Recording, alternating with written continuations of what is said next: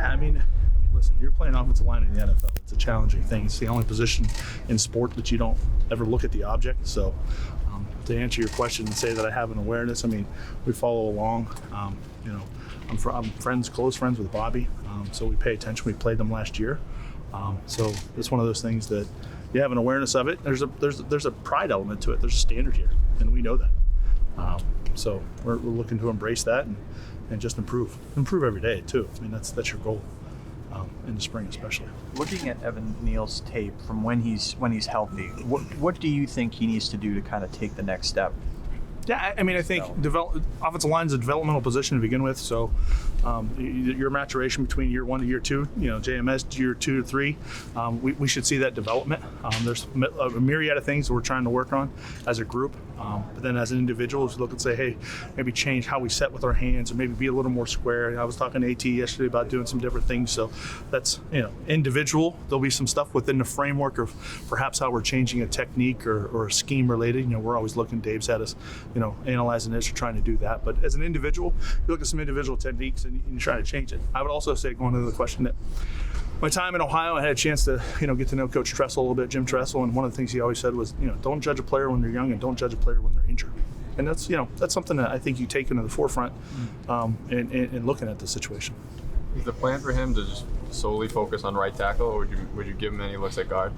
We'll definitely give players a multitude of looks. Yes, he's going to be at the right tackle, and we're going to go ahead and work at that. But, I mean, for players in general, I want versatility. I mean, that's the nature of the position. You only have 8 active at a game. You need to be able to play multiple positions, whether it's right to left, whether it's guard to tackle, whether it's guard to center, whether it's guard to guard. So, and I don't want to give you a carbon, cookie cutter answer and say, oh, hey, it's one thing or the other. But versatility is important. But we're going to concentrate on right tackle, and we'll go from there. Carm, when you're setting your foundation of what you want this line to be about, what are some of the things that, when you walk into that meeting and you say, this is what I need to see from my line, this is what I believe in, that will get success? I had the pleasure in my first year in the NFL working for Dante Scarnecchia, and I think when you look at, you'd be a fool not to listen to some of the wisdom of that type of experience. And we want to be tough, we want to be smart. And I think we start in those 2 things every day in our individuals and how we approach the day. If we're tough and we're smart, and if you work in those 2 areas, I think you're going to have some good results. Carm, do you have a set deadline in mind as to when you want to see the 5 guys, the starting 5 together? And, is there you have to have at least a week or 2 or something to let them gel?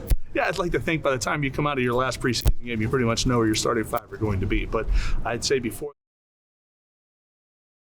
offensive line, there's no question. At the same time, injuries occur, and you're going to be playing next to somebody on a week-to-week basis that you need to do that. I don't fret this time of year. I jumble the starting groups, the vet group as I call it, and then everybody else and how we go through it. And guys are going to play on either side, and we're going to challenge them in that regard because of the nature of the position. It's a long season. We're trying to make it even longer. So they're going to have to develop some continuity with everyone. But I'd say for me, as we get later into training camp, if we're not really set, you might see me a little worried. But until then, I'm not fretting at all. What's your philosophy on rotating? Once you maybe have 5 set, would you be open to having a 6th guy, say rotate a guard or something like that? I'm here in the NFL. I've had a rotation. It's good and it's bad. Like anything, there's some positives and some negatives to it. You have to weigh that.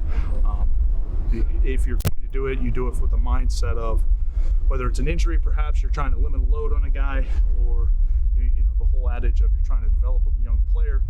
But what does that do to the player that's been playing in lieu of it? I've learned confidence is such an important thing, especially at this position. Tackle and corner, one of those things that you just got to have confidence and go and do it. I think my fear is when you're rotating, sometimes you're going to play with a player's confidence. So you need to have a real good trust before you're going to try to do a rotation. When you came here, it's not the same group, but this is a group that the guys that were here gave up 85 sacks. Was that been discussed? Did you see any kind of, I don't try. We live in a glass house at this position, so no. There are things that we want to improve on as a group. That would be anywhere, wherever I was coaching, from one year to the next. I'm truly, it's a clean slate. We're looking at of moving forward, and what can we do to do that? How do we believe, myself, Dave, James, Ferentz, who's with us as the assistant on the line, how we see about achieving those goals. And the offensive line, like when we close the door, it's just us in there. That's why truly had a great meeting, pulled out some clips of years ago of different places I've been, different call it stump the stars. And we're looking at some cut-ups. Hey, how would we protect this? How would we ID this? And as a room, as a collective, we're working on that. So it's a clean slate, and we're just trying to work each day to get better and get on the same page. Is Andrew all right? We didn't see him in team periods last week. Just giving him a vet day last week. Is he? Yeah, I don't know I don't know when you guys have been here and which haven't. He was out here. Yeah, no, he's working great, and we're happy to have him. Trust me, he's a great player.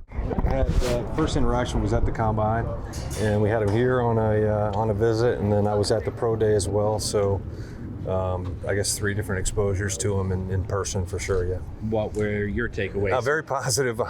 Very positive, and excited about getting him here and getting started out here on the grass. Yeah, he's done a great job so far. What's been your first impression when you've seen him out here? Obviously, it's a little different when you mix him with the veterans. Yeah, I mean, he's obviously just like every rookie. There's a lot to learn, and he's doing a great job of not only being a pro when he's in the building, but taking the stuff that we give him to study every night so that he's prepared when he comes in the next day to do what we're asking him to do. And just very pleased with his progress up to this point. What stands out about his game? He's got all the tools. I think they say in baseball, 5-tool player. I mean, he's got the ability to win in the short game, the intermediate game, and long. He's dynamic with the ball in his hands. He can play inside and outside. So we're excited about the things we'll be able to do with him in combination with the other guys that we have. What do you anticipate? I know it's early, but anticipate that kind of looking like. And I think you said it. I think it's way too early to tell. We're just installing the general playbook right now. I'm not doing any specific game planning or anything like that. But like I said, he's doing a really good job of coming in and being prepared, knowing what to do, and it's a process. It's what to do, it's how to do it, and then why we're doing it a certain way.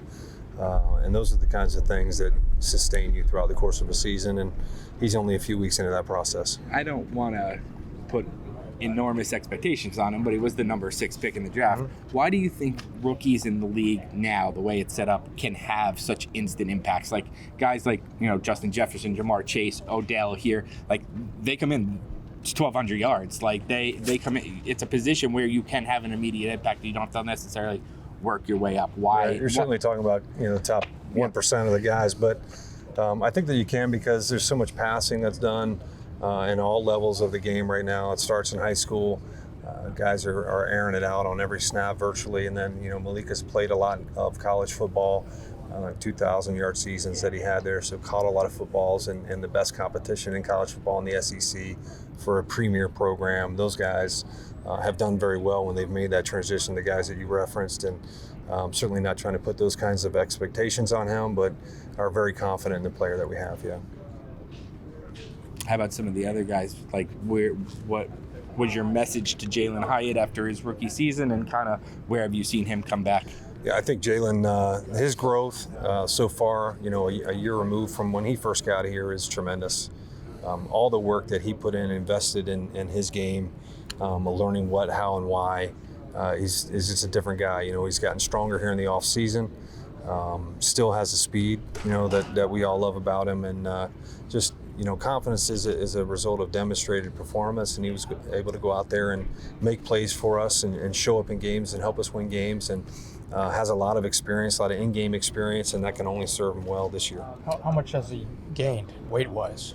I don't know the exact number, but I know he's always flexing for me every time I walk by him. So he's giving me one of these. I'm like, I see you, buddy. He's proud of the work that he put in. He's not afraid to work. He really will work at it, and he wants to be a great player. And he invested that time, in the off season when no one's looking.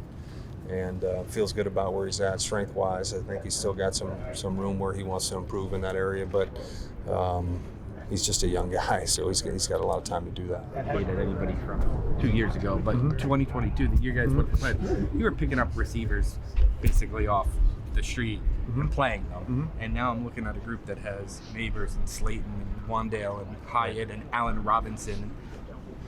Is the depth, where is the depth of this group? How much more do you feel like you have to work with than maybe you've had in the past?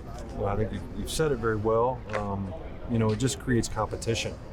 There's a lot of competition in the room. I think the guys know that. It's got their attention for sure.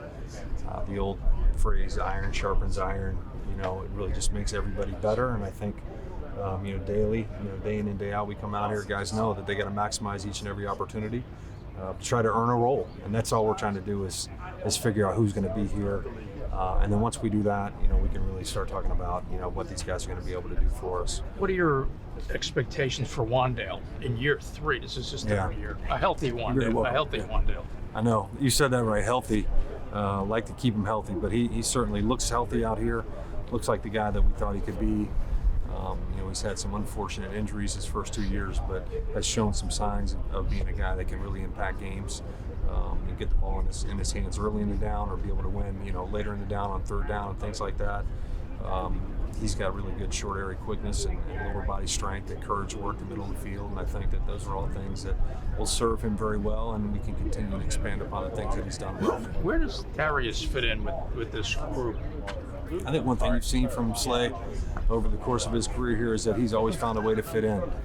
He's very valuable from that standpoint, knowing what to do, how to do it, why we're doing it certain ways. He's a very smart player. He's got good connection with the quarterbacks that we played with, particularly Daniel. And, he shows up in games. The ball finds him. He makes plays. He's sneaky long. He can get behind defenders and, create explosive plays down the field on the vertical passing game. So he's just been a very valuable member of this team. Little spot here. How do you look at Darren Waller? Is he on your depth chart? Is he not on your depth chart? How do you look at it? Right now, obviously Daves and Joe are kind of handling that. And cool thing about my job is I get to go and coach the guys that are here. So the guys that have been here, they've been doing a great job coming in and learning, me learning them learning me, and coming in and working and making sure they're putting in, a good day's work. Have you been able to shoot him a text or anything? I haven't, but I know that Joe and Dave have been handling that. And then you have kind of a unique spot. I know you weren't here, but Bellinger was a starting tight end. Mm-hmm. Like, you're not asking somebody, if Darren is not here, you're not asking somebody to do something they've never done before. Bellinger started as a rookie. How do you think that helps him? Yeah, I think anytime you get a situation where you're walking in and you've got guys that have played, and it's not just Belly, like Jack's played, Tyree's played in NFL games, Cage has played in NFL games. So there's obviously, and Chris has played for a long time. You got experienced guys in there. And the cool thing is that even the rookie's kind of acting like a pro. So he's got a good room to learn from, being able to come in and know what it takes to play the position in this league at a high level, and really doing a good job of learning the offense. What stands out to you about Theo's game? Really, the first thing, and it's probably not even on the field yet, is just the way he's prepared. He's wired the right way in terms of being able to come out here and learn and not get overwhelmed. He's diligent in his preparation, and then when you see him in person, he's a big joker. He's big, and just his attention to detail and the way that he's working has been great. What made you want to join this staff? Being able to come work for the organization. I mean, you walk through the lobby and you see the Super Bowl trophies. I had my 2 little girls here the other day walking through, and they're like, "Oh, that's what it looks like." It's the first time that we've been able to see him in person, and so obviously with the history here, and just knowing Dave's and kind of his background and type of guy he is. Did you know him? I had conversations with him. I wouldn't say that we were like best friends, but we were familiar with one another. And then I had talked to Calf a couple times too. So just knowing the good people, that were in the building was very intriguing. What did you guys kind of joke about it being like Titans North here? Yeah, well, there's some familiarity there with some of the different guys here on staff. And then the other unique thing is just right down the street, you got a bunch of different Titans. With Todd and Keith and all those guys over there, Tony. So yeah, and it's always good to be able to walk into a situation with people that you know and you're familiar with, and when you know you're surrounded by good people, it makes this job a whole heck of a lot easier.